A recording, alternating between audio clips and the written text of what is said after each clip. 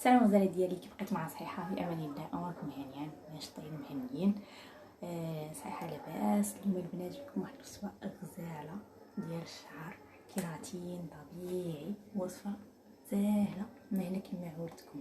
نمشيو للوصفه ديالنا وتهلاو راسكم حماتي، الله يعطيكم السلامه. باي باي، كثروني جام يلا باي باي. الغزاله ديالي انا رجعت لكم كما كتشوفوا، مكونات بسيطه جدا جدا، مكاينش اللي ما يقدرش يدير هاد الوصفه هذه البنات. وصفه ساهله ماهله كما عودتكم.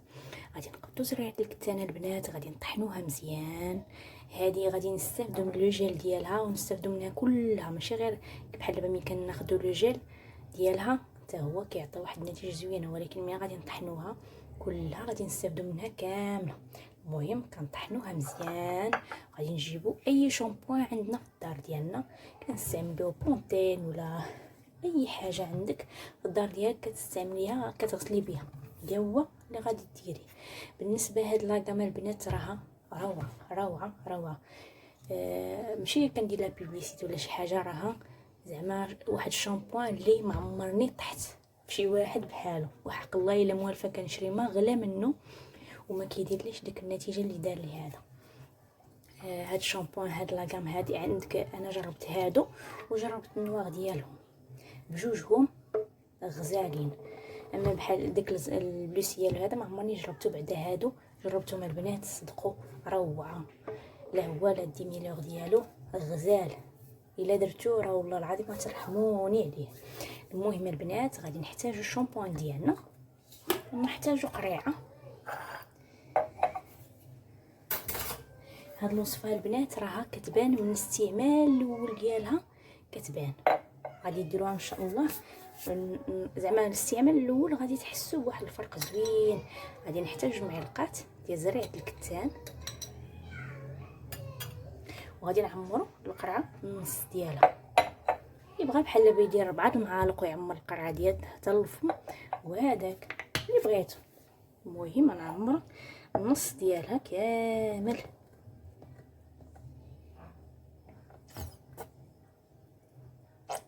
هاد الوصفه يا البنات غزاله غزاله غزاله. غادي نديرو هذا نستوي به، ونخلطو مزيان مزيان. هاد الوصفه هادي عطاتها لي واحد السيده، راها الله يرحمها الوالدين في هاد النهار جربتها، عطات الريزولطا من المره الاولى، حتى تشوفي بان الزغبه ديال الشعر ديالك بدات تزيان. وكاينين بزاف د الوصفات اللي هما زوينين وطبيعيين وكيديروا واحد النتيجه زوينه بزاف كما كتشوفوا البنات. من خلطتها دابا غادي انا ما كنديرش شامبوان مزيان بزاف.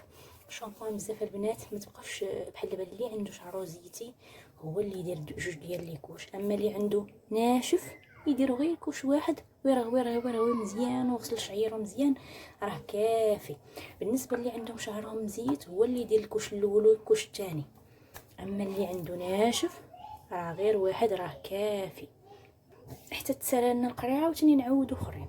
عشان خليت هاد شويه هادي بغيت نديرها في الزيت البلديه باش نبقى نشقق بها شعري قبل ما ندخل الحمام، حتى هي راها مزيانه.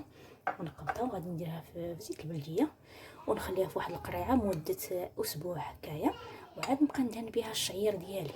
وغادي نزيد عليها واحد شويه ديال زريعه البصله، شويه زريعه الكيف، ونديرهم في قريعه ونخليهم.